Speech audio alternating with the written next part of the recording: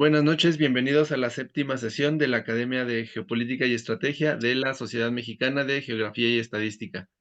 El día de hoy, el doctor Víctor Velasco, nos impondrá la cátedra El déficit solar del siglo XXI y sus implicaciones en la crisis alimentaria y de energéticos. La maestra Lilia Cárdenas nos compartirá una breve semblanza de él. Bueno, antes de iniciar, quiero darle la bienvenida a nuestro presidente de nuestra academia, el maestro Rodolfo Sánchez Mena. Maestro, si quiere decir unas palabras antes de que lea yo la semblanza del doctor Víctor Velasco. Bienvenido. No tiene micrófono.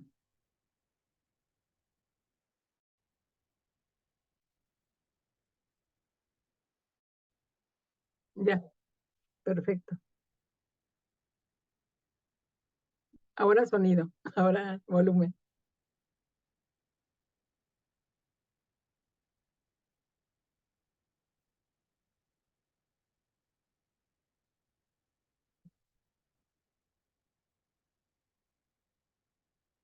¿Escuchan bien? Sí, ya te escuchamos. ¿Puedes hablar, Rodolfo?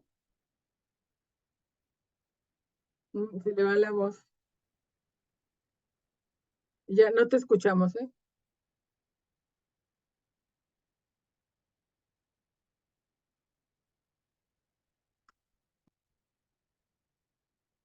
Bueno, si te parece, das las palabras cuando termine el doctor Velasco. Bueno, vamos a, en lo que se arregla aquí su micro. Bueno, vamos a dar una semblanza del doctor Víctor Velasco, breve semblanza porque tiene ahí una biblia de currículum impresionante. Da un gusto saber todo lo que ha hecho. Bueno, les comento que el doctor Víctor Velasco, Manuel Velasco Herrera, realizó la licenciatura y maestría en el programa de Física Teórica, Matemática y Nuclear en el departamento fundado por el Premio Nobel Lev Landau en Kharkov State University de Ucrania y doctor en investigaciones aeroespaciales por la National Aerospace University of Ukraine. Es actualmente investigador del Instituto de Geofísica. Ha sido representante nacional de la Red Aeroespacial de Universidades de México y Rusia y asesor de la delegación mexica para el uso del espacio ultraterrestre con fines pacíficos de la ONU. En los últimos años, ha sido evaluador de los programas nacionales de posgrado de calidad de CONACYT y evaluador de los programas de posgrado del gobierno de Colombia, así como responsable de la renovación del campo disciplinario de la instrumentación dentro del Programa Nacional de Posgrado de Calidad, PNPC del CONACYT 2009-2011. Las principales áreas de investigación de Velasco Herrera tratan sobre el monitoreo de fenómenos naturales por medio de la percepción remota aeroespacial, la actividad solar, algoritmos óptimos e inteligencia artificial. Cuenta con más de 70 artículos en revistas arbitradas y resúmenes en extensos capítulos en libros. Sus publicaciones cuentan con más de 1000 citas. Además, ha obtenido y dirigido varios proyectos de investigación. En el rubro de formación de recursos humanos, ha dirigido tesis de licenciatura, de maestría y de doctorado. Ha sido presidente del claustro de instrumentación del posgrado en ingeniería de la UNAM, además de impartir en los últimos 20 años materias en el posgrado de la UNAM. En 2012 fue reconocido como uno de los mejores revisores de la editorial Elsevier. Bienvenido, doctor. Tiene la palabra. Sí, muchas gracias por la invitación. Voy a compartir pantalla para poder platicar de qué estamos hablando sobre el déficit solar.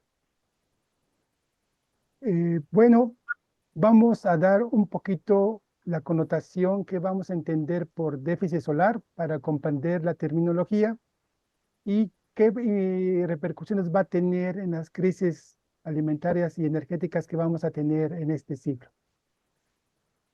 En el lado izquierdo tenemos dos imágenes de lo que sería la historia de la energía del Sol en los últimos 1000 años.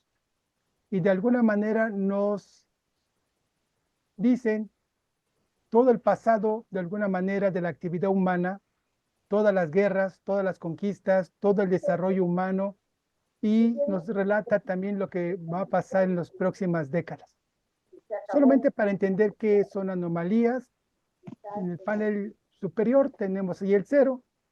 Si tenemos energía por arriba del cero, decimos que tenemos superávit energético, y si tenemos energía por debajo del cero, decimos que es un déficit solar. Y vamos a ver un periodo interesante que es más o menos de 1400 a 1800.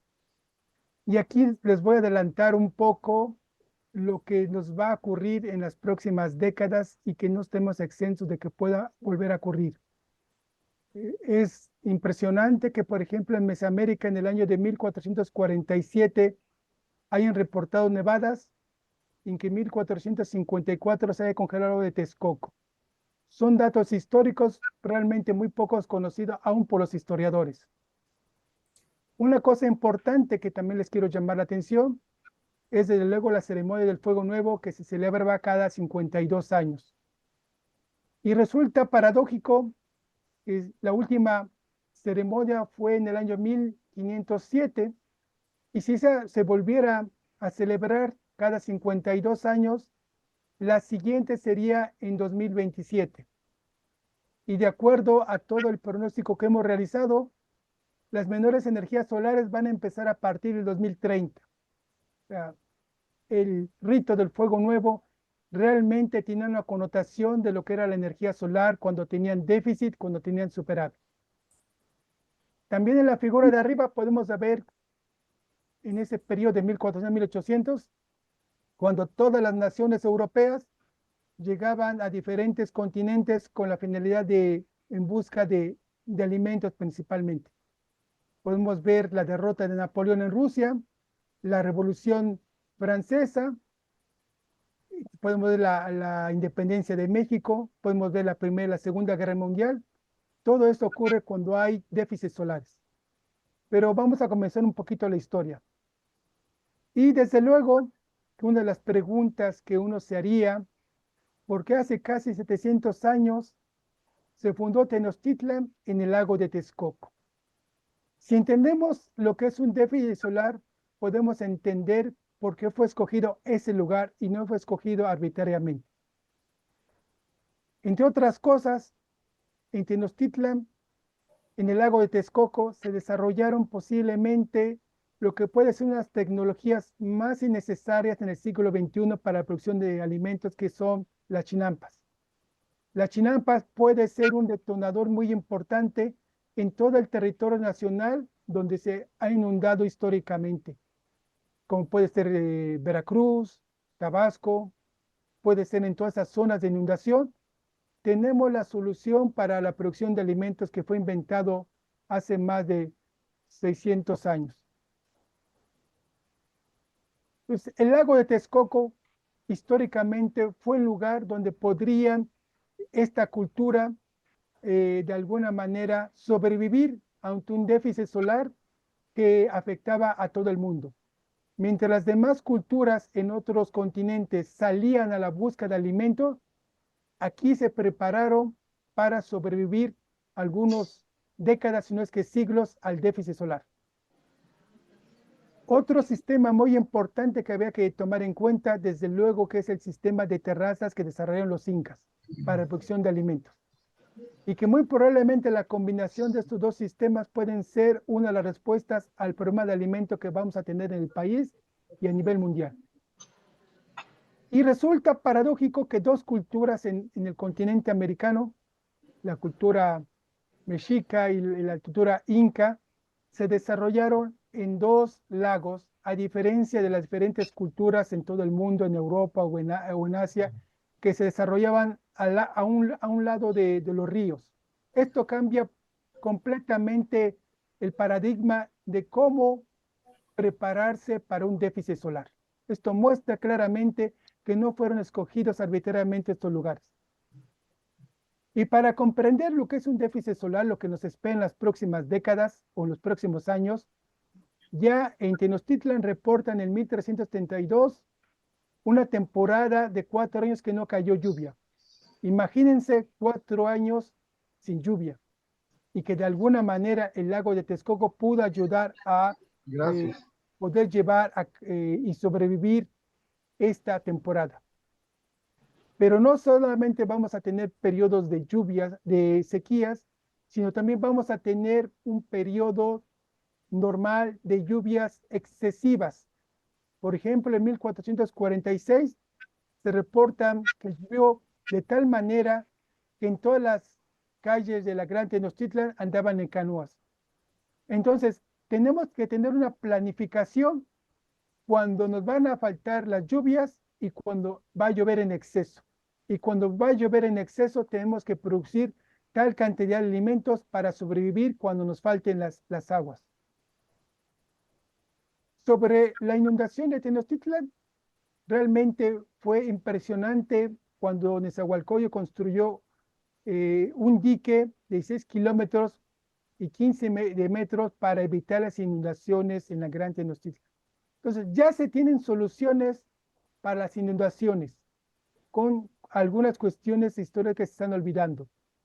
Y una cosa que realmente yo sí quisiera llamar la atención, que la última Triple Alianza realmente hubo una ayuda para resolver los problemas de la época de los déficits solares, cosa que no está ocurriendo actualmente.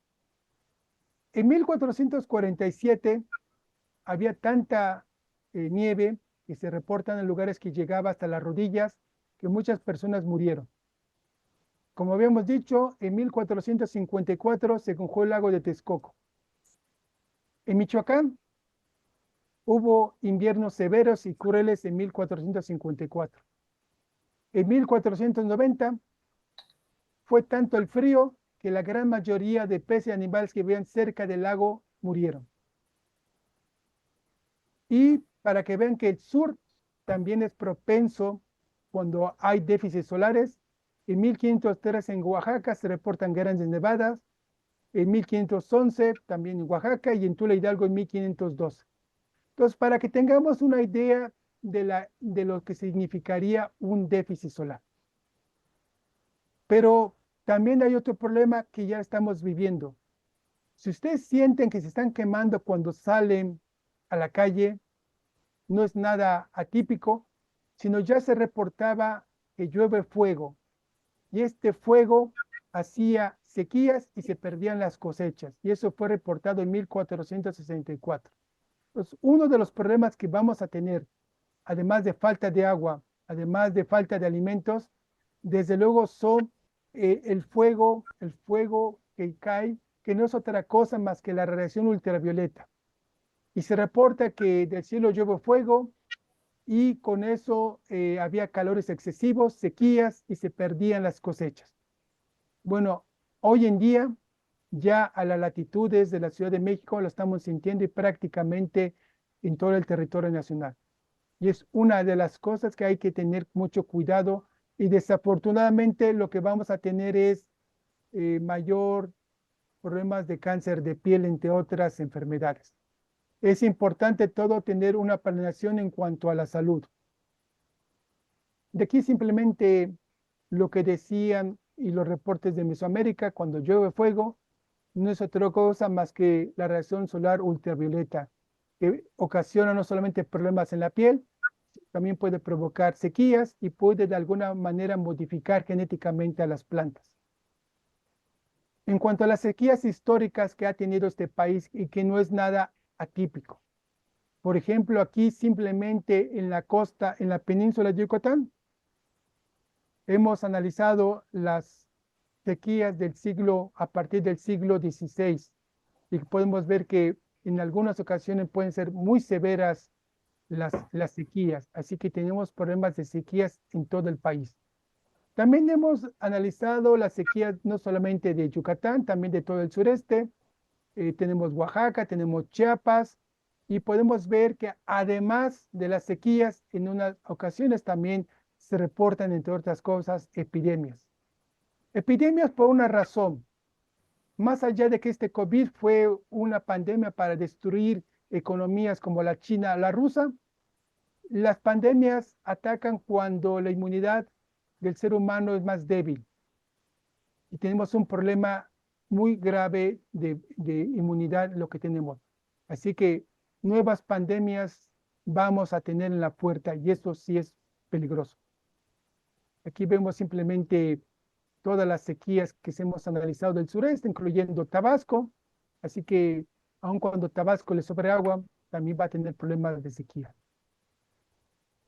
Y una cuestión que es realmente interesante, que hay que poner atención, es cuánta información tenían las culturas mesoamericanas para que el fuego nuevo fuera algo realmente importante para entender que además lo utilizaban de alguna manera para decir cuándo le iban a tener serios problemas de alimentos, serios problemas de falta de energía solar.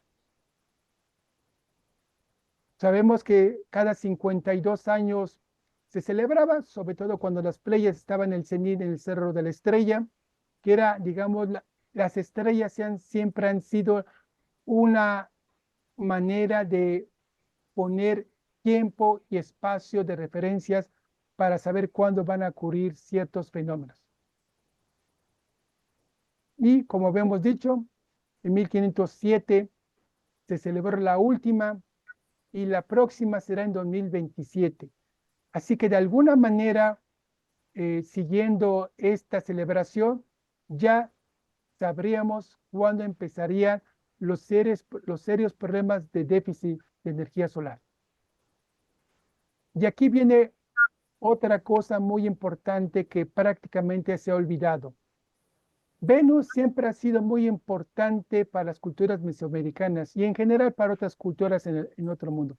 Pero en particular, ¿por qué era importante el tránsito de Venus enfrente del Sol? De hecho, hubo una expedición de la Sociedad Mexicana de Geografía y Estadística a Japón en 1864 para ver el tránsito. En la parte de arriba, en el panel A, lo que les muestro lo que serían el número de manchas solares que están de color verde. En el panel inferior, si tenemos barras positivas, significa que tenemos mucha energía y mucha energía realmente es muy bueno. Si las barritas son negativas, es cuando tenemos el déficit solar. Bueno, de alguna manera, ellos entendieron que el tránsito de Venus les marcaba prácticamente cuando terminaba, cuando teníamos mucha energía del Sol. Por ejemplo, en el número 1, en la parte de abajo, en el número romano 1, que vendría siendo el tránsito de Venus alrededor de 1761. Después el número romano 2, 1874. El tercero, 2004, que aquí se vio en 2012, por ejemplo, que hay mientras se ve en Europa en un año, 8 años después se ve aquí en América. Y curiosamente, si recuerdan, 2012, los mayas hablaban mucho de ese año y hablaban de Venus. Pues de alguna manera nos estaban diciendo que en 2012 prácticamente se iba a terminar el periodo cuando íbamos a tener mucha energía del Sol. ¿Cuál es el próximo tránsito de Venus? Lo vamos a ver hasta el 2117, que está en el número romano 4. Así que prácticamente 100 años vamos a volver a tener un clima agradable, mucha energía para el desarrollo de la vida y de las actividades humanas. Entonces, esta imagen nos da una idea de la historia de lo que ha ocurrido con la energía solar cuando tenemos mucha energía, cuando son barras positivas, y cuando tenemos barras negativas, como la que tenemos ahorita actualmente, empiezan los serios problemas de energía que va a repercutir principalmente para todas las plantas y a partir de ahí todos los seres vivos vamos a tener problemas. Pero a diferencia del siglo XV, por ejemplo, adicionalmente a los problemas alimentarios, van a comenzar los problemas energéticos, porque esta sociedad de alguna manera se ha desarrollado con la electricidad. Así que toda la humanidad va a necesitar electricidad, va a necesitar gas, va a necesitar petróleo, va a necesitar carbón, entre otras fuentes de energía. Entonces, la planeación que tenemos que hacer es, ¿qué vamos a hacer las siguientes décadas? Si continuamos con la dinámica que se tenía, por ejemplo, desde 1400, a saquear, a robar alimentos a quien tenga, entonces los problemas que vamos a tener en los próximos años van a ser complicados. Si planificamos, como se hizo en Mesoamérica desde la fundación de Tenochtitlan, de tener sistemas para la producción de alimentos como puede ser las chinampas, si tenemos una planeación de alimentos y tenemos una planeación de energéticos, entonces realmente las siguientes décadas podemos decir que sí somos dignos de ser descendientes de las culturas mesoamericanas. Y curiosamente, quien dijo posiblemente el primer científico en el siglo XVIII de que había una relación entre el sol y de alguna manera los alimentos, fue José Antonio Alzate y publicado en 1784. En Europa, Herschel lo dijo en 1801. Y una cosa que es importante comprender, que la palabra clima, desde el punto de vista etimológico, significa inclinación de los rayos del sol en algún lugar de la Tierra en un momento dado. Y esto nos da la idea y de alguna manera la precisión de lo que tenemos que entender por clima. Y clima está basado en la energía que nos llega del sol. Si tenemos buen clima, en general estamos diciendo que tenemos muy buena o mucha energía solar. Si tenemos mal clima, estamos diciendo que la energía solar es poca. ¿Qué otros problemas vamos a tener en los próximos años? Bueno, suena interesante que en el boletín de la Ciudad Mexicana de Geografía y Estadística se haya reportado auroras boreales en latitudes de México. ¿Esto qué significaría? Significaría que en esa época del Sol hubo una gran explosión de tal magnitud que fue visto auroras boreales en México. ¿Qué implicaciones puede tener en la vida actual? Pues de alguna manera una parte de la tecnología que estamos acostumbrados son los satélites y que pueden muchos satélites quedar fuera de servicio. Puede haber problemas en las plantas eléctricas si volvemos a tener explosiones como han reportado anteriormente. Este es simplemente para redondear de que desde el siglo XVIII, después de varios siglos después, nuevamente hubo atención de los científicos mexicanos sobre los diferentes fenómenos solares que podemos tener.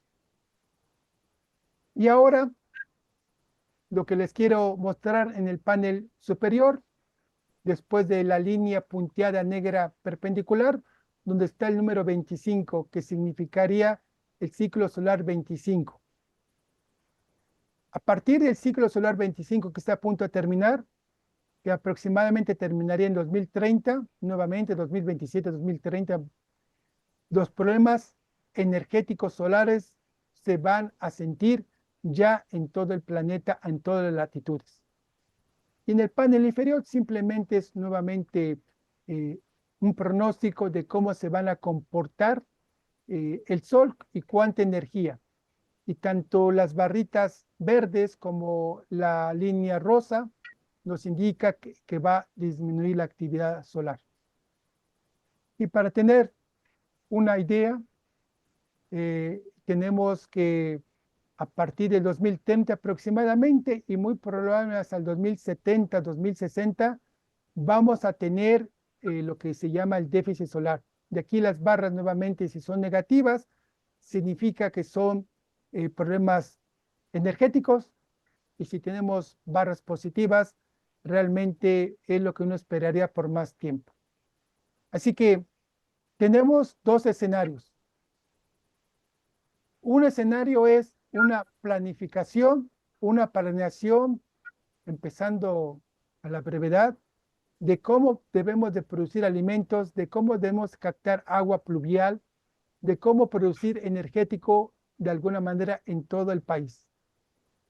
Si no logramos realizar esta actividad, el segundo escenario, que es el más probable, como ocurrió en la época de la Revolución o la época de la Independencia, va a haber hambruna en el país. Y una vez que empiece la hambruna en este país, sabemos todos los problemas que vamos a tener. Y nomás para tener una idea de cómo van a ser esos problemas, recordemos lo que pasó con el huracán Otis en Acapulco.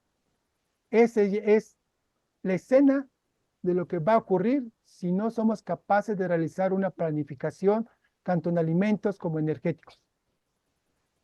Independientemente del escenario de quién gane las elecciones en Estados Unidos, ambos presidentes necesitan muchos energéticos: petróleo, gas, electricidad. Y en ese escenario tenemos, creo que, tener la capacidad de plantear cuáles serían posibles soluciones solamente a dos problemas por el momento: alimentos y energéticos. Desde luego que alimentos también involucra agua, pero lo quiero dejar dentro de la cuestión de alimentos. Vamos a tener problemas de salud muy serios, vamos a tener pandemias. Bajo ese escenario, creo que podemos discutir, planificar qué va a pasar en los siguientes años, y el escenario es que a partir del 2030 realmente vamos a sentir los efectos de este déficit solar. Pues esto es la presentación, quise ser muy concreto, y si hay dudas o preguntas, por favor. Gracias a todos.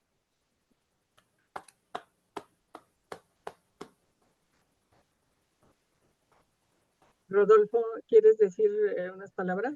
A ver si me escuchan, Lilia. Ahora sí, perfecto. Perfecto. Bueno, pues buenas noches.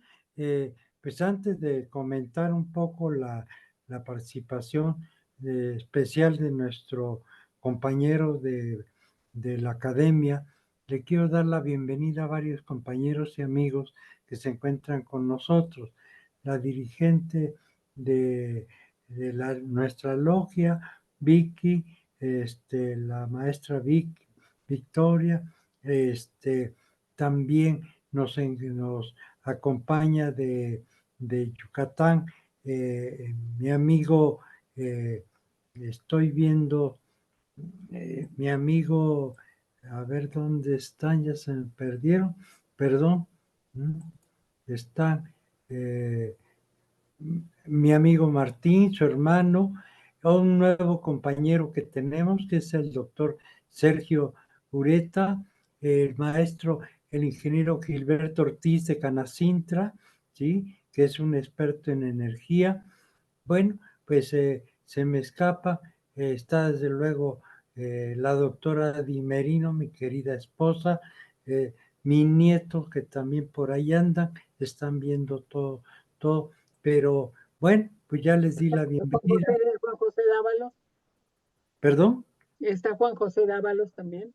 Juan José Dávalos, sí, compañeros de liberales de otras organizaciones, el gran periodista Jorge Santa Cruz, excelente amigo, Marta Camarena, que es, ustedes lo saben, es una incansable promotora en Michoacán, y bueno, pues es más o menos, si alguien estoy omitiendo a alguien, Maribilia, buenas noches, pero lo que quería comentar, y muy brevemente a adicionar a lo que ha planteado el maestro Velasco, es que desde el punto de vista de la geopolítica de la energía, todo lo planteado por él, pues nos abre una nueva perspectiva, y nos abre una nueva perspectiva sobre la situación que estamos viviendo.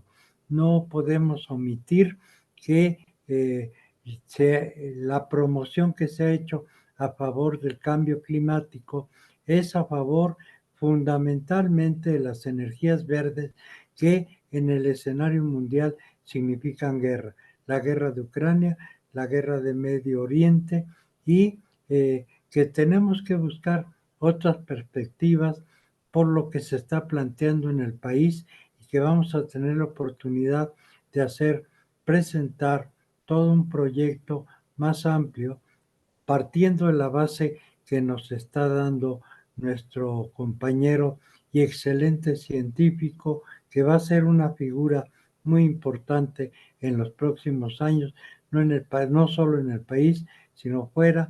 Y para nosotros, lo más importante en la relación México-Estados Unidos, nos permite plantear un cambio de paradigma más allá de lo cotidiano y de lo usual, cuando todos los días se nos dice que el problema de la relación México-Estados Unidos es fentanilo, que son migrantes.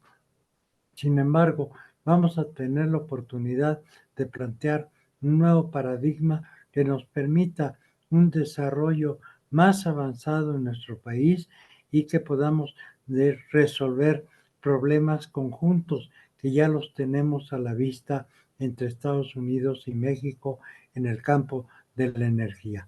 Por el momento, bueno, pues es mi presentación, y les agradezco su atención a todos y de nuevo bienvenidos a los compañeros de Yucatán, al doctor Sergio, al ingeniero Gilberto Ortiz y todos los demás compañeros que hoy los tuvimos con nosotros y esperemos que en próximas reuniones de este tipo nos sigan acompañando. Muchas gracias. Gracias, maestro Muchas Rodolfo. gracias, doctor Sánchez. Ahora vamos a ceder la palabra a alguna pregunta, Juan José Dávalos o Valentín. Una primera aproximación de esto al doctor Velasco. ¿Qué países o quiénes están trabajando en esta materia actualmente a partir del planteamiento que acaba de hacer? Debido a que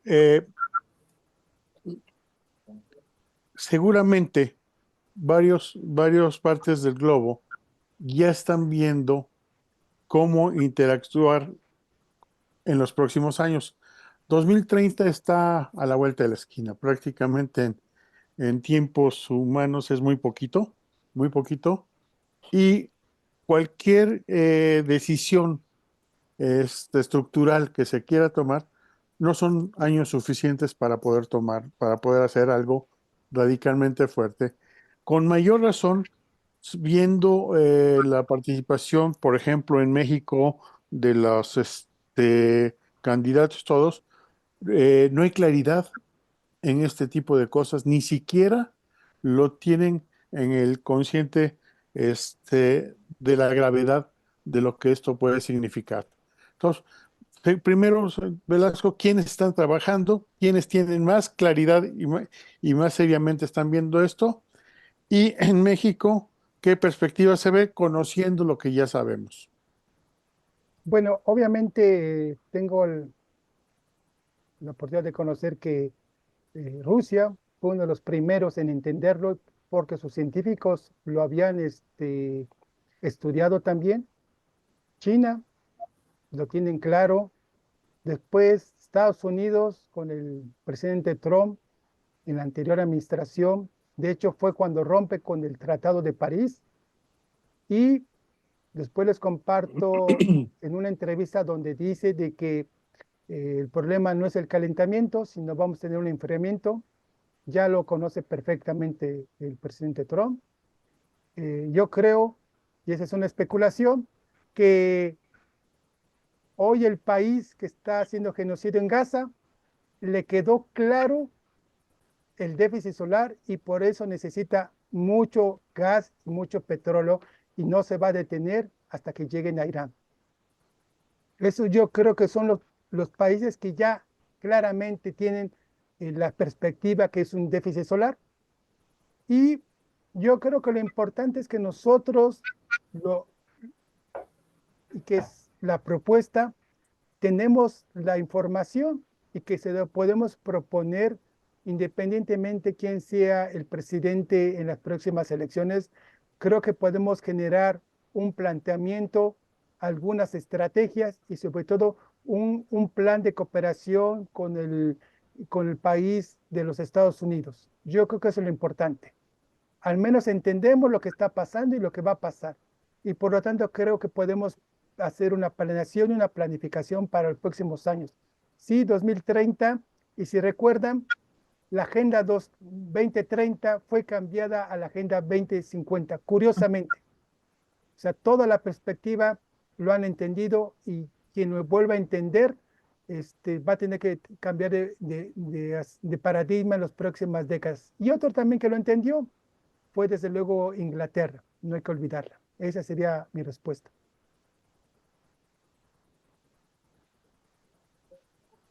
Sí, Que también lo entendió es Bill Gates, porque está comprando todas bueno, las tierras que se cultivan en Estados Unidos. No en Estados Unidos. Todo el Monsanto ha mundo. comprado mucha tierra en Ucrania, que curiosamente Ucrania es capaz de dar alimentos a toda Europa. Es Y el aquí hay gran. un problema más que de capacidad, es de no querer trabajar conjuntamente para toda la hambruna que se nos viene. Ajá. ¿Alguien más? ¿Alberto Peralta? sí, puedo hacer alguna consideración. Habla el doctor Ureta, Un Sergio momento. Ureta. ¿Y quién habla? ¿Sergio? Mira, Doctor Sergio Ureta, sí. un momento, Sergio. Sí, cómo pidió no, la con todo palabra, gusto. Espero, Alberto Peralta espero. pidió la palabra primero y luego Sí, sigue adelante. Alberto. Por mí es igual, no importaría, ¿eh? Pero No, bueno, adelante, adelante, doctor. Adelante. me parece muy interesante toda la exposición del doctor. Y me recuerda mucho, antes de Trump, un libro norteamericano que es La Tierra en Juego de Al Gore. Tiene un capítulo muy interesante que se llama Historia del Clima, en donde se ve que la base teórica, bueno, no es, asesores tienen una base teórica en el sentido, pues muy similar, hasta donde yo alcanzo a dilucidar de la que está exponiendo el doctor Velasco, pero para concluir todo lo contrario allá pues fue la época, fue el libro que se escribió en la época de la Cumbre de la Tierra de Río de Janeiro, de la cual surgió el protocolo de Kioto y después la Agenda 30. ¿Qué pasó ahí? Hay una abierta tergiversación de las conclusiones o fue un mal planteamiento teórico de entrada el que tuvo esta disertación de Al Gore. Se parecen similares solo en el formato y en la presentación y realmente su metodología no lo es. Tengo dudas de todo eso y yo estoy seguro de que don Víctor pues me podrá ayudar por lo menos a medio orientarme un poco. Gracias. Pues si vemos el planteamiento del calentamiento global, surgen en la administración de Ronald Reagan en Estados Unidos y en Inglaterra con la ministra de Hierro, que al cerrar las minas de carbón en Inglaterra, lo que está haciendo es cuidar el energético para usarlo en otro momento. Y el planteamiento, digamos, del calentamiento no es que voy a dar mi posición, que estén equivocados.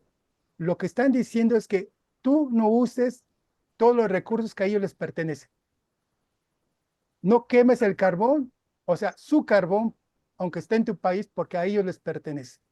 Ese es el planteamiento que está. Entonces han vendido toda una ideología de que todo el mundo está en calentamiento, no tenemos que quemar carbón porque estoy yo contaminando el ambiente. ¿Cuándo al imperio le importó la ecología en este planeta? Yo creo que nunca. Pero además, lo que muy poca gente ha puesto atención, cuando ellos hablan de CO2, omiten la letra E, CO2, E de equivalente. Y entonces lo que hicieron es que todo el contaminante lo convirtieron como si fuera CO2. Es decir, vamos a suponer que tienes divisas, tienes 20 pesos y es $1 equivalente, pero no tienes el dólar, tienes el equivalente. Entonces, cualquier contaminante, de alguna manera, les llamaron CO2E. Ese es el gran cosa de que poca pone atención. Segundo, de que ellos quieren proteger el energético que no está en sus países para usarlo, aunque ellos no sabían cuándo iba a empezar el déficit dólar, Desde Obama apostaban de que íbamos a mantener todavía mucha energía del sol y Obama hablaba de las grandes explosiones solares y si recuerdan todo eso. Así que su planteamiento es correcto desde su perspectiva en cuidar los energéticos que ellos van a necesitar cuando se tengan los problemas fuertes de déficit solar. Digamos que esa es la pequeña discrepancia que tenemos. ¿Qué Gracias. tiene de malo el carbón? Es bueno, bonito y barato. Sí. Y todos los países en su desarrollo lo tienen, casi. Pero los problemas energéticos van a ser tal que yo creo que la solución, y si ha sido una propuesta, es la energía nuclear. Y curiosamente, hace poco, ya la energía nuclear ya es energía verde, ya no es una energía contaminante. Así que va a ser importante que debe ser unos planteamientos que migremos cada vez más a la energía nuclear. Y no es por un déficit solar de 70 años. Lo que tampoco hablamos es que estamos terminando el periodo cálido, conocido como Holoceno, que hay un periodo cálido entre una era glacial y otra era glacial. Bueno, los periodos cálidos interglaciales duran en promedio entre 10.000 y 12.000 años. Este periodo ya cumplió 12.000 años. Así que con un poquitito de análisis sabemos que se aproxima otra era glacial de 100.000 años. Y un periodo de 100.000 años no hay manera de sobrevivir si no desarrollamos la energía nuclear. Digamos que esto prácticamente no se dice, pero es hacia donde debemos de pensar realmente el desarrollo de alimentos energéticos. Hacia allá vamos. Gracias, doctor. Sergio tiene la palabra. Sergio Sí, Ure. muchas gracias. Bueno, primero agradecer al doctor Rodolfo Sánchez por su invitación y su bienvenida.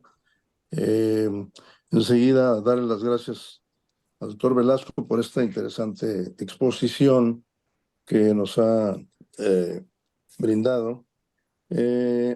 Aquí, como el doctor que me antecedió, también me entran dudas porque pues aparentemente ha habido la corriente de mucha intensidad de que quienes estamos provocando en las últimas etapas de la historia de la humanidad el cambio climático es el ser humano, es el que está favoreciendo. Tan es así que algunos ya hablan del antropoceno, es decir, de que el ser humano está generando toda una época diferente, entre comillas, a lo que pudieron haber sido los diferentes ciclos que han habido cálidos y de enfriamiento glaciares, pues. De tal manera que con esto que nos expone el doctor Velasco, pareciera que si bien tiene intervención el ser humano por su tecnología, por su desarrollo industrial, por todo lo que se ha cuestionado de energías no verdes o de energías no limpias, parece más el otro aspecto, el importante, el déficit de energía solar, que va a llevarnos a lo que ya nos explicó muy claramente el doctor Velasco. Y entonces, o son las dos, porque podría ocurrir que nosotros estemos facilitando para la Tierra en particular toda esta alteración, aparte del déficit solar, de la energía solar, nosotros mismos estamos complementando esa serie de condiciones. Es mi comentario a la vez una pregunta: ¿qué tanto el ser humano va a hacer que esto del déficit solar, que está gráficamente muy bien explicado, documentado, y qué tanto el ser humano está interviniendo para que esto se acentúe? De hecho, que creo que pues, nosotros intervenir para que el sol se modifique de una manera muy específica por influencia del ser humano lo considero difícil, ¿no? Eso es mi comentario y pregunta. Gracias. Y muchas gracias. Voy a compartir rápidamente dos dos filminas para ver si queda un poquito más claro.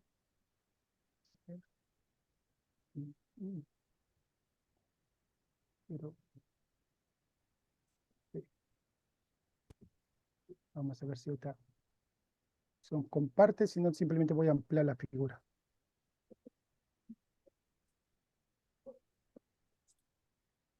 Ahí está. Lo que tenemos, digamos, en color azul son las eras glaciales. En color rosa, rojito, son los periodos interglaciales. Y ese es aquí el Holoceno que estamos viviendo. Así es. Voy a explicar por qué dicen de que debemos evitar 2 o 3 grados para que no entremos, digamos, y el planeta no se queme. Bueno, resulta que cuando se llega aproximadamente a los 2 o los 3 grados, inevitablemente viene la era glacial en promedio.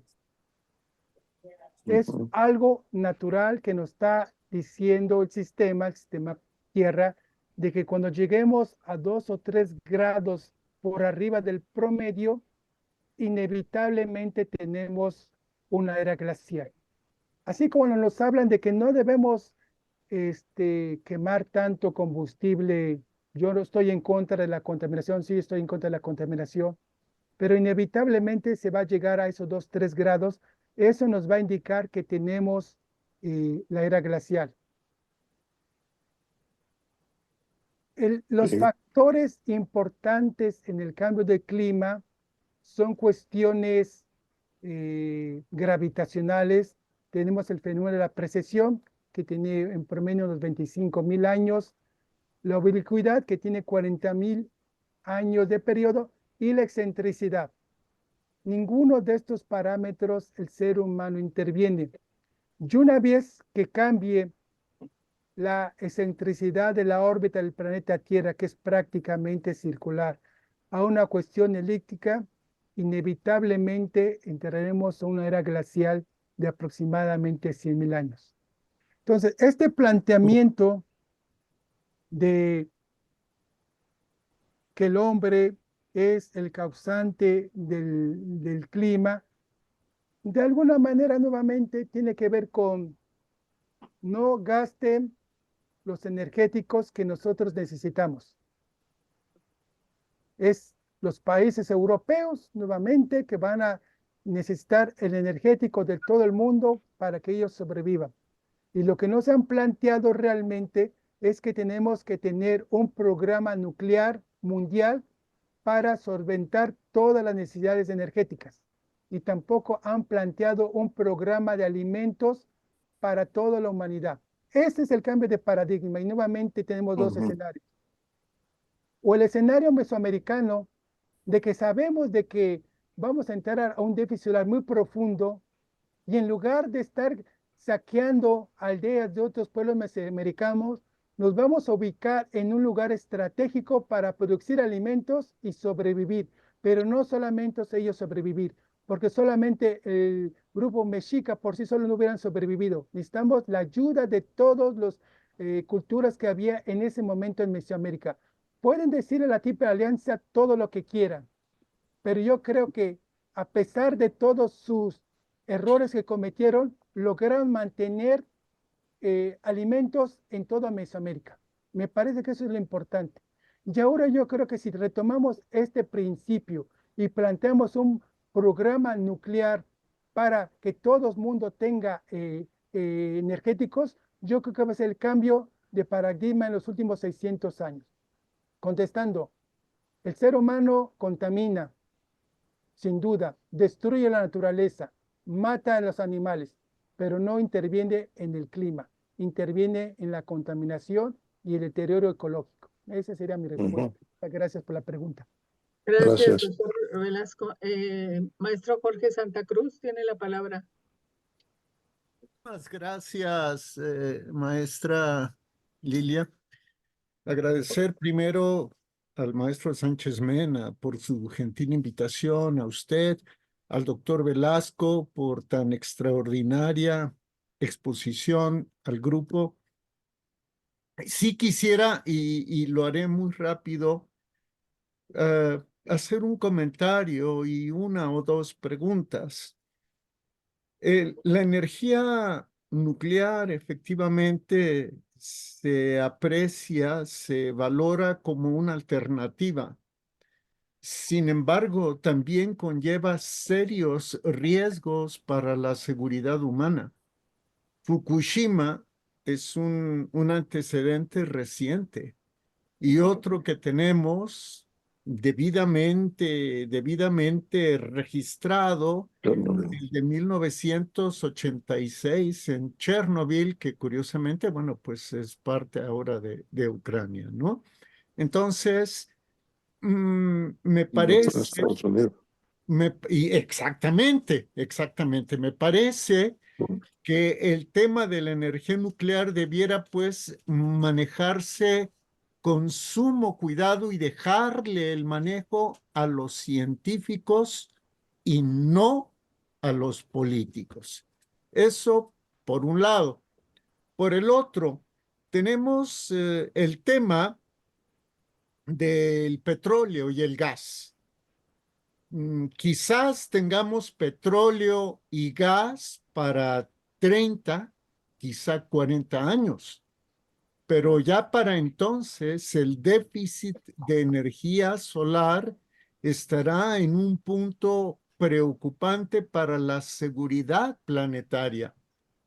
De ahí que mi pregunta sea la siguiente. Caray, ¿qué debemos hacer países como México que tienen en proyecto una refinería que todavía no refina, pero que tiene en contraparte una candidata que pues le apuesta a las energías verdes? ¿Y qué debe hacer México con su petróleo, con su gas? Y termino de manera concomitante. ¿Qué papel debe jugar el litio en esta ecuación, en el caso mexicano, que como se ve, pues está no solo adherido al Comando Norte, que está muy preocupado por el tema de las guerrillas, sino como lo ha explicado el maestro Sánchez Mena, pues está metido también en el Comando Sur. ¿Tenemos alguna alternativa o no, doctor? Sí, yo creo que debemos de seguir apostando a las energías verdes sin duda alguna, solamente que la energía verde no es, digamos, lo mejor para la industria. Eso habría que aclararlo. ¿Hacia dónde le vamos a dedicar las energías verdes? Cuestión doméstica es una posibilidad en nuestro país, desde luego. Hay lugares donde puede jugar un papel importante en comunidades pequeñas, pero en la parte industrial por el momento no lo es.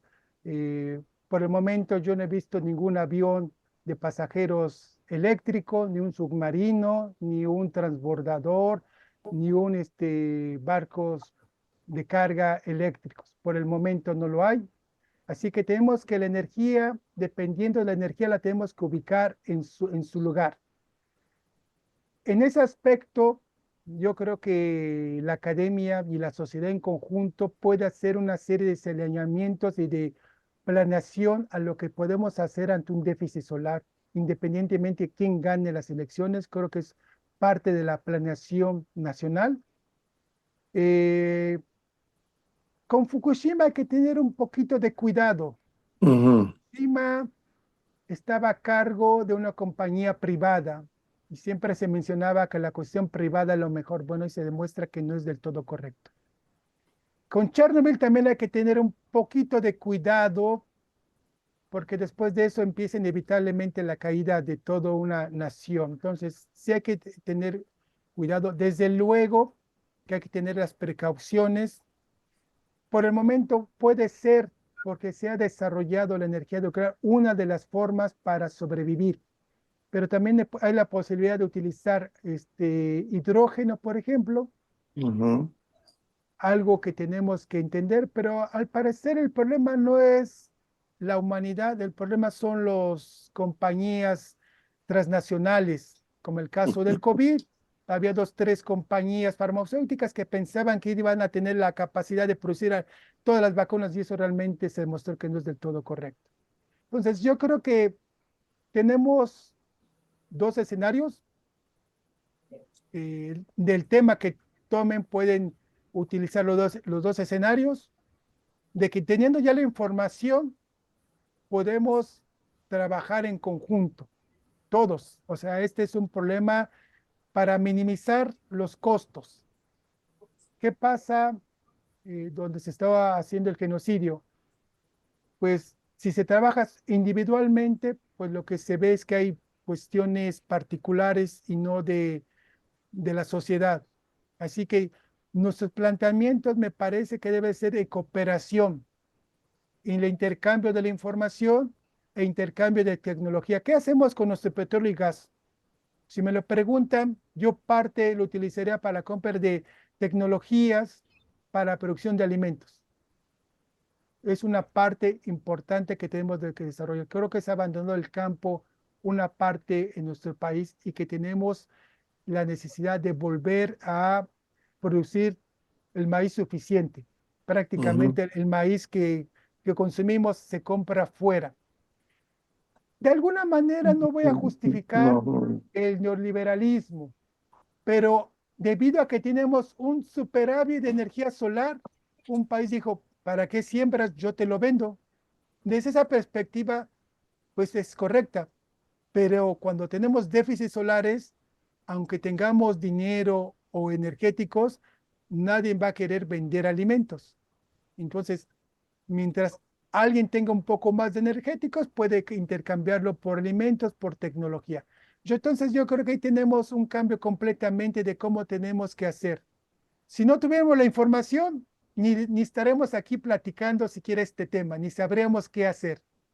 Pero ya la tenemos y la hemos discutido con científicos de otros países. Hemos intercambiado cosas. Así que me parece que lo importante ahorita es la planeación a corto, inmediatamente a corto plazo y a mediano plazo. Pues esas eran mis respuestas. Muchas gracias. Sí, adelante, Jorge. Sí, gracias, doctor. Disculpen todos. En esta ecuación que llama a la reflexión, quisiera yo incorporar al agua.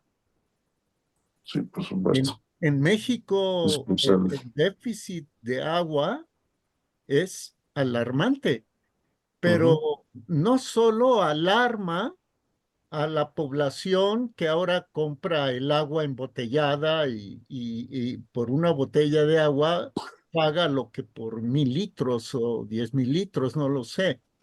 Me quiero enfocar en la nación que nos sigue al norte, en los Estados Unidos, ¿no? El agua mexicana, el petróleo mexicano, el gas mexicano y el litio mexicano para ellos son estratégicos. Mi pregunta es, con este ciclo hacia el enfriamiento solar, ¿qué va a pasar con el agua mexicana? ¿Qué es lo previsible? ¿Cuál es la hipótesis plausible, doctor? Y con esto concluyo. Bueno, yo creo que con el agua, una parte lo tenemos beneficiada, porque tenemos huracanes tanto en el Atlántico como en el Pacífico. El último huracán Otis en Guerrero, que dio una cantidad impresionante de agua gratis, no fue utilizada. Entonces tenemos que tener todo un plan de captación de agua de las aguas pluviales. Así que esa parte parcialmente se puede resolver. Necesitamos nuevamente cambiar el paradigma, que en lugar que se vaya a las aguas negras, sea utilizado para la siembra, por ejemplo. Eso es lo importante. El litio, aquí la pregunta es, qué bueno que tenemos litio, pero la pregunta es, ¿y dónde están nuestros ingenieros? ¿Dónde están nuestros químicos que tengan la capacidad para producir, digamos, baterías? Entonces, ante necesidades energéticas, tenemos que cambiar de no solamente ir al norte a lavar platos, sino yo creo que es necesario el desarrollo de más especialistas en todas las áreas. Todas las áreas van a ser importantes. Los químicos, los físicos, los artistas van a ser importantes. Hay que recordar que durante el oscurantismo los artistas fueron importantes porque empujaron a los científicos a que reaccionaran, o sea que necesitamos la ayuda de todos. Y a la medida que nos preparemos, creo que podremos dar posibles soluciones a corto y a mediano plazo. Yo creo, y ustedes me van a corregir, no recuerdo algún plan mexicano para trabajar con nuestros vecinos del norte en un déficit solar. No lo recuerdo. Y en ese aspecto yo creo que podríamos hacer completamente un plan para trabajar y que ambos seamos beneficiados. Ellos van a tener problemas de sequías. En California, por ejemplo, van a tener grandes incendios forestales. Si usted recuerda en la película Lo que el viento se llevó, es lo que les va a pasar a ellos en un déficit solar. Y entonces, ante esa perspectiva, creo yo que podemos cooperar con energía, podemos cooperar con alimentos y podemos cooperar con especialistas. Aquí yo creo que eso es lo importante de, ya sí que el pasado pasado y tenemos que ver el futuro porque ya lo tenemos enfrente de nosotros. Gracias, doctor. Gracias, doctor. ¿Alguien más? ¿Alguna pregunta? Aníbal, Valentín. Sonido. Aquí hay he estado con mucho cuidado escuchando las participaciones. Como mi deformación profesional me dice que tengo que contestar algunas cosas.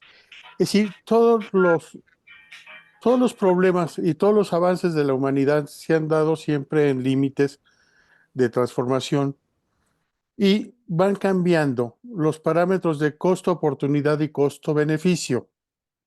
Entonces, en realidad, ¿cómo se llama? Si hablamos de la energía nuclear, de lo que se dijo, pues son errores humanos, igual que otros errores humanos que han sucedido.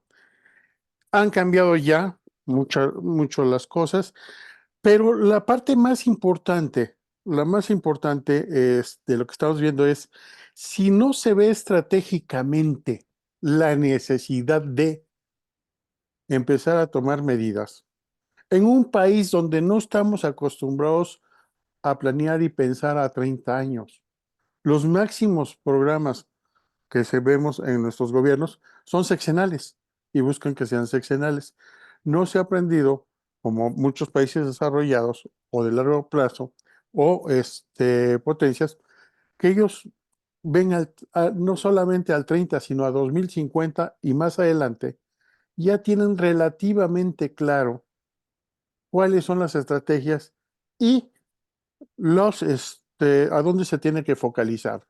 Los recursos son y siempre serán escasos. Ahí no hay vuelta de hoja. Por lo tanto, aquí lo importante en este sentido es, primero, cómo llevar el tema, porque el tema es muy complejo y parece ser abstracto, pero no lo es, a que se entienda hasta en la cotidianidad. Por ejemplo, ¿qué pasa con los ciclos del agua en México en los próximos 2-3 años? En los estudios de seguridad nacional de América del Norte, donde participa México, sí tienen claro esos estudios. Teóricamente, Conagua tiene claro esos estudios, pero no están haciendo nada, porque políticamente no es redituable a corto plazo. Entonces, yo creo que una de las funciones que se tiene que hacer es decir, sensibilización hacia lo cotidiano y a esta modernidad de manejo de información que tenemos, que es corta y de muy corto planteamiento. Y cambiar la lógica de la planeación de un país, si es que queremos ser un país serio, si es que realmente queremos avanzar en estos sentidos. Entonces hay que irse en esos dos sentidos, y desde el punto de vista de cuando el ser humano requiere hacer algo, lo hace por su supervivencia. Históricamente está comprobado, a menos que desaparezca naturalmente, como ha sucedido en algunas épocas, pero en general no.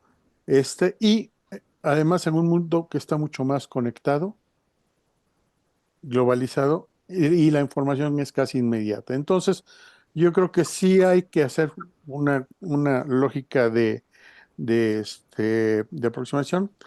Velasco decía muy claro, no es solamente el problema de tener el recurso, se requieren capital humano, se requieren especialistas, se requiere pensamiento crítico estructurado, y también se requiere que se entienda cuál es la importancia de que se focalice en esto y no en otras cosas más cortoplacistas.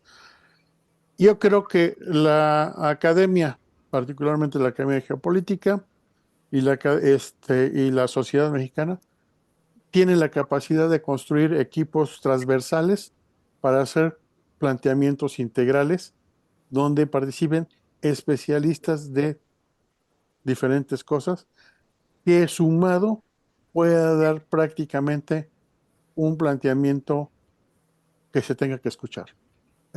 Es cuanto. Gracias, Valentín. ¿Alguien más?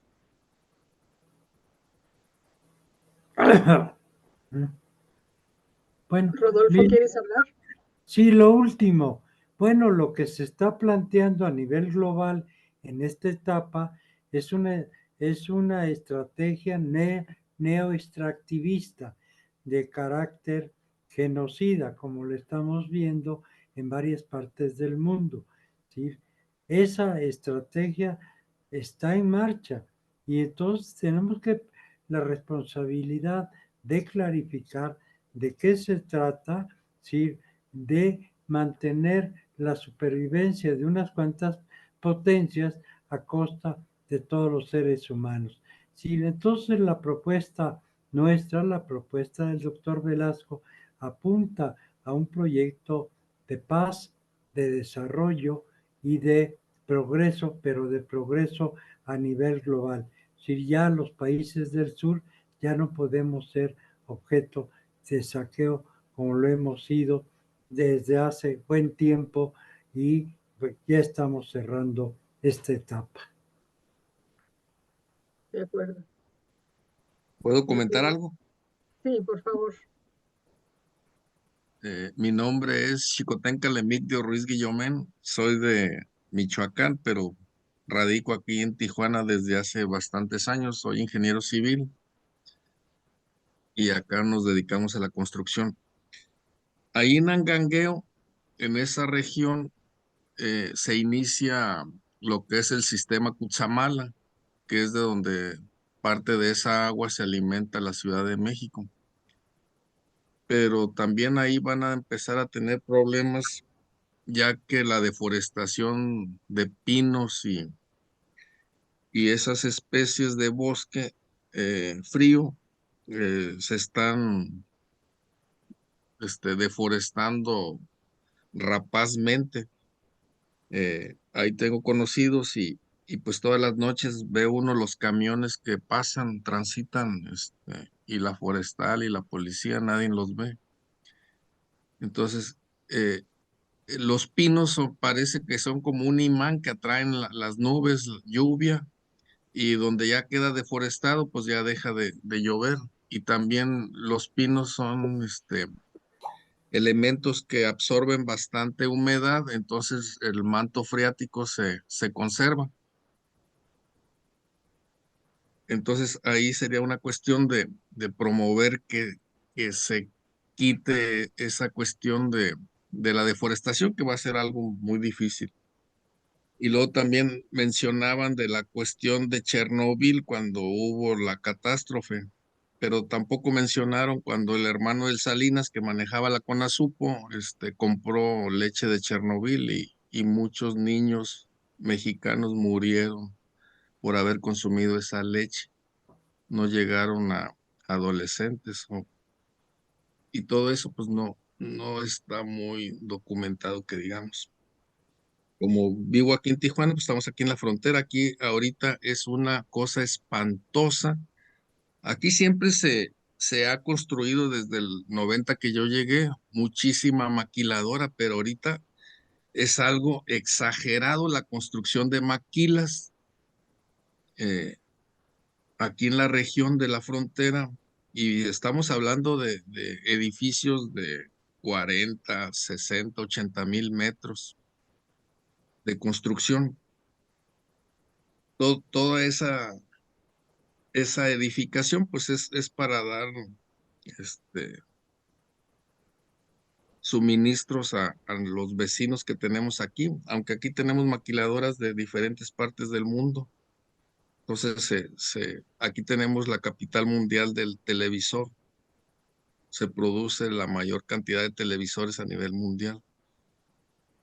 Ahorita se está construyendo una tercer garita, ya que también tenemos la frontera más transitada a nivel mundial. Y también tenemos un caos vial en la ciudad porque nuestras autoridades pues no hacen las cosas debidas. Tenemos el problema del agua porque aquí el agua nos llega del río Colorado y el río Colorado pues se está secando, la presa Hoover pues está en un nivel muy bajo. La presa Hoover es la que alimenta la mayor parte de California.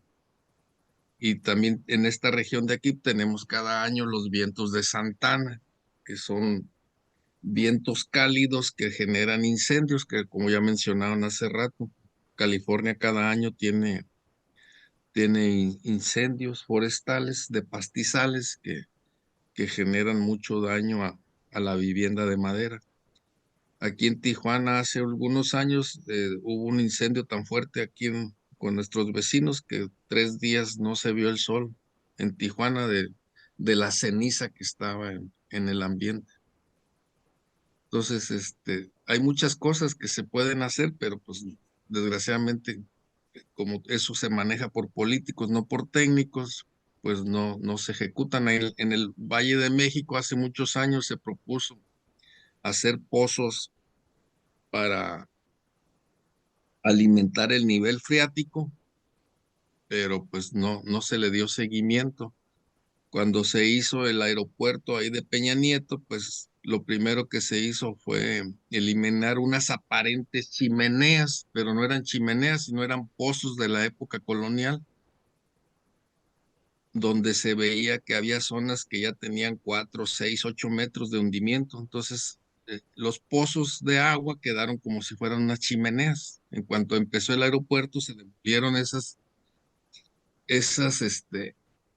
estructuras que aparentaban que eran chimeneas para que no se viera el hundimiento, porque el aeropuerto de la Ciudad de México no era más que un negocio de algunos políticos y empresarios para darle mantenimiento a ese edificio que toda la vida se iba a estar hundiendo.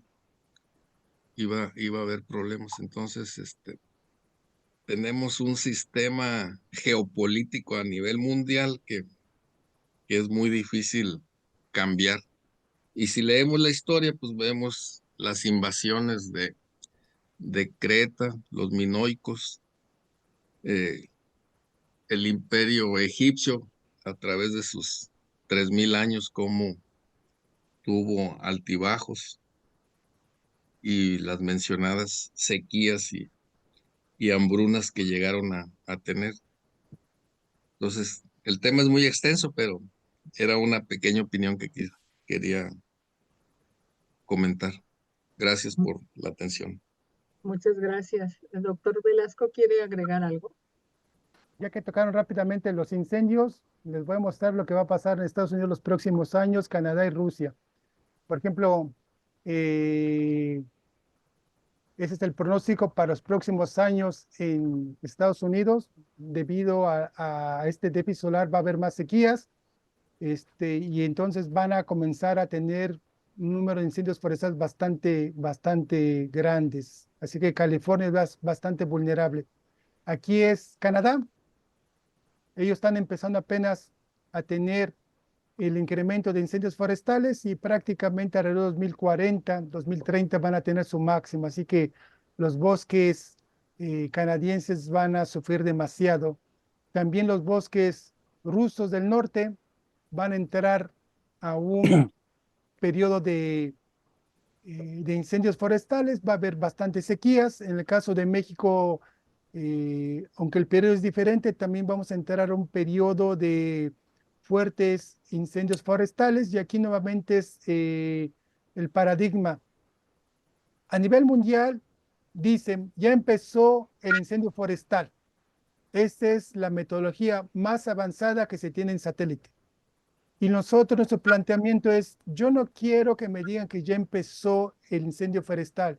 Nuestro planteamiento es, aquí están las zonas más vulnerables en estos países donde se pueden incendiar millones de hectáreas. Así que en este tema también nosotros tenemos algo que decir, y son cuestiones que podemos en la academia, en la sociedad, de alguna manera cooperar tanto nacional como internacionalmente para minimizar los grandes problemas de deterioro ecológico, pérdidas humanas y pérdidas económicas. Así que yo creo que sí tenemos que decir en muchos temas, y gracias por recordar las sequías y los incendios forestales en el norte. Muchas gracias. Gracias, doctor. Alberto Peralta. Sí, también me pareció muy interesante la mención a la implícita a la Convención Internacional con los Estados Unidos sobre aguas transfronterizas, ¿no? Que es lo que alimenta precisamente a la zona de Tijuana, de la presa Hoover, y por otro lado a las presas de la Amistad en Chihuahua hacia Estados Unidos, hacia Texas. Y resulta que es un instrumento muy importante y que hay que tener siempre presente, sobre todo en estos momentos donde pues empieza a haber un problema. Me choca la expresión esa de estrés hídrico porque está de moda y esas palabras de moda no me gustan. Pero bueno, creo que es interesante y me pareció muy interesante esta referencia. Gracias. Perdón, ¿puedo tomar la palabra? Sí, es que no tiene nombre, iPhone, nada más. ¿Quién es? Sí, Rodolfo Ondarza. Ay, Rodolfo, ¿cómo estás? Estás incógnito. Sí, así Sí. es. Vale. Muchas gracias. Sí, soy Rodolfo Ondarza, buenas noches.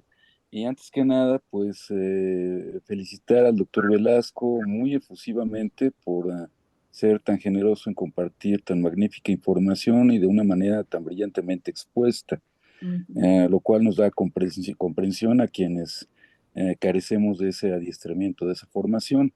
Por otro lado, pues preguntar si dentro de la academia podríamos estudiar para comprender hacia dónde va este neoextractivismo genocida que hace mención el maestro Sánchez Mena a los grandes corporativos, cómo se van a ver afectados, BlackRock, Vanguard, etcétera, porque finalmente van a ser reactivos a todo esto, y es lo que nos está explicando también estos cambios geopolíticos asesinos que tenemos en la actualidad. Y por último, pues también una felicitación y mi admiración y respeto total al maestro Sánchez Mena, porque siendo su cumpleaños el día de hoy, está con nosotros, pues con esta magnífica sesión, en vez de estar celebrando su cumpleaños o alguna otra cosa. Entonces, pues extenderle un fuerte abrazo y una felicitación por el día de su onomástico. Muchísimas gracias, maestro. Gracias. Pues sí, nos corresponde cantarte las mañanitas. Estas son las mañanitas. A ver, pónganse micros todos. Cantado. Micros y imágenes. Estas son las mañanitas que cantaba el rey David. A los mujer día de tu santo, te las cantamos aquí. Despierta, mi bien, Despierta. mira que ya anocheció. Rescata la luna ya Se se metió. Yo, Qué malos somos, ¿verdad? Muchas gracias, maestro. Un Pero aplauso. muy sinceras, malas, pero muy sinceras. Muchas gracias. Está pendiente una reunión que tengamos, una Ahí comidita. va, ahí va. Está pendiente, Lilia. ¿Eh? Hermanita. Está pendiente una comidita. Déjeme que atienda 2, 3 temas que son importantes para de coyuntura, pero pues que tienen que ver con mi salud. ¿Eh? Bueno, pues Marivilia, ¿alguna opinión? No, asombrada de las implicaciones de la ponencia del maestro doctor Víctor Velasco. Efectivamente, como lo mencionaba Valentín y como se menciona en las implicaciones de este conocimiento, que requiere una difusión, ¿no? Una mayor difusión y hacer conciencia del significado de este cambio. Me parece importante que él mencionaba que eran enfoques paradigmáticos distintos en lo que podría confundirse y parecerse el criterio de calentamiento global como fue formulado por Naciones Unidas y impulsado por Al Gore, y el verdadero proceso que está ocurriendo, para el cual la injerencia humana no es determinante en cómo se produce el fenómeno, y sí lo es en cómo proteger a la población de las consecuencias de lo que el doctor Velasco nos ha presentado como déficit solar. Sí me parece muy relevante esta sesión y todos los comentarios que se han hecho a partir de una exposición tan documentada, que no por puntual y concisa deja de ser fundamental, ¿no? Impactante. Entonces, eso sería lo que puedo, pues, no añadir, pero sí expresar de mi parte. Mis respetos para Víctor. Doctor Velasco, hay otra cosa que quería, en relación ya a una cosa concreta que estamos viviendo aquí en la Ciudad de México, esta sequía y esta cosa del volcán, que a mí me preocupa mucho, bueno, ese polvo que está uno respirando y hay amigas que dicen, ay, es que siento como una piedra Pómex en los pulmones, ¿no? Entonces, al respecto, ¿qué hay en la oficina donde tú trabajas?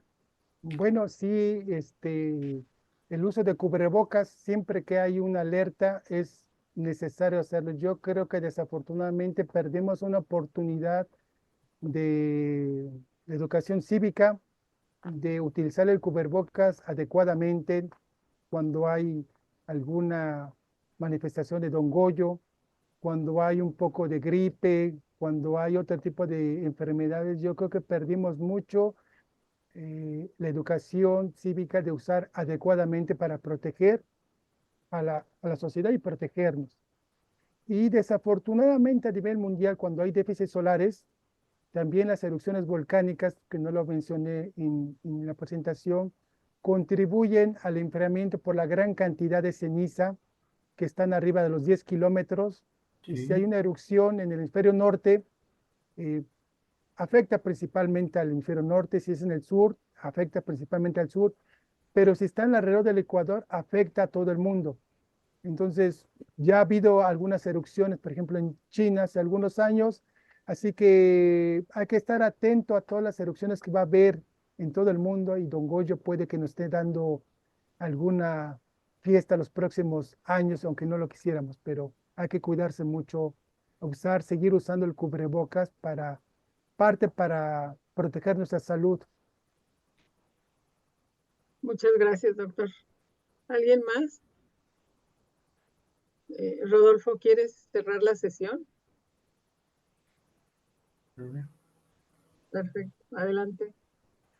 Están los compañeros de Mérida, de Yucatán, la península, y que también, pues ellos van a requerir un protocolo completo. Ya vamos a platicar con ellos de esto. Gracias. Perfecto. Bueno, pues siendo que hay horas, damos por terminada la sesión, ¿no? Y que se repita, Víctor. Bueno, si hay más dudas, podemos, a lo mejor podemos ver una serie de preguntas que se pueden realizar por el chat y podemos tratar de responder a más inquietudes, ¿no? Porque sí es un tema bastante amplio. Entonces yo lo que quise ser lo más concreto posible para no poner muchos temas, pero sí el tema da para más. Entonces, si hay dudas, podemos hacer hasta un documento. Yo creo que en ese tipo de sesiones podemos formular ya planteamientos porque ya el tiempo ya lo tenemos encima. Entonces, es una manera de ayudar y a tener algunos lineamientos y planeación para los siguientes días. Para el eclipse del 8 de abril sería interesante, ¿no? Sí, podemos discutirlo y podemos decir lo que va a pasar las próximas semanas o meses, que no va a ser nada agradable para toda la Ciudad de México. Víctor, vamos a buscar la participación de una astrónoma muy, muy distinguida, porque tú mencionaste los ciclos de Venus. Los astrónomos mexicanos formaron una misión científica que iba a China y que por problemas de dinero y de tiempo se quedaron atorados en Japón, y eso dio lugar al primer tratado de libre comercio con Japón. Esa es la experiencia que aporta la sociedad mexicana y de cómo la sociedad mexicana ha estado pendiente de todos estos eventos científicos que nos dan y que nos abren la perspectiva. Pero vamos a procurar invitar a una gran astrónoma mexicana y a todas sus compañeras para que tengamos también esa visión más amplia y más completa, pero que venga a contribuir en todo este proceso que con lo que estamos trabajando de manera abierta, pero que lo vamos a cerrar en documentos para que puedan ser transmitidos al Congreso mexicano, a todos aquellos que tengan los oídos dispuestos a escuchar, aprender y rectificar esto que se está planteando terrible. Cuando me dicen que van a cerrar las refinerías, yo digo, van a cerrar el proceso industrial de México, van a terminar con la producción de diésel y van a acabar con el campo. No es posible dejar de producir diésel en el país. Es muy importante, si las cuestiones de fondo, llevarlas adelante. Como dice el doctor, tenemos carbón en el norte, pero como lo están persiguiendo todos los días, ¿verdad? Y nos están amenazando con las cuestiones de que se hunden las minas, ese es otro problema y que puede ser bien superado. Es decir, tenemos una buena dosis de recursos en toda la franja de los Estados Unidos, ¿sí? Toda la cuenca de Burgos. Tenemos mapas completos de los recursos con los que cuenta el país. Lo que hace falta, como también lo plantea el doctor, ya dejamos de producir cuadros, ¿sí? Y tenemos que recuperar los cuadros para necesidades y proyectos específicos. Un abrazo para todos, les agradezco su excelente mañanitas, estoy muy contento. Gracias. Pues muchas gracias a todos, doctor Velasco, por su participación tan brillante, a todos los asistentes, a Vicky, que nos da gusto que estés por aquí, Vicky. Entonces, pues Juan José, que trabaja en energía también, y aquí que está también nuestro querido amigo Héctor, que se acaba de salir. Pero bueno, hay que enriquecer estas pláticas, cada vez va siendo más importante y sí es verdad, hay que hacer propuestas que apoyen a cambiar este país. Gracias a todos y buenas noches. Gracias. Gracias. Buenas noches a todos. Buenas noches. Gracias. Buenas noches, gracias. Aníbal. En la Aníbal. foto. Hasta luego, buenas noches. Hasta luego. Hasta luego. Bye. Listo. Buenas noches, buenas noches. Sobrino, Doctor buenas Sánchez Mena, buenas noches. Buenas Doctor noches. Hasta luego. Hasta luego. Buenas noches. Gracias.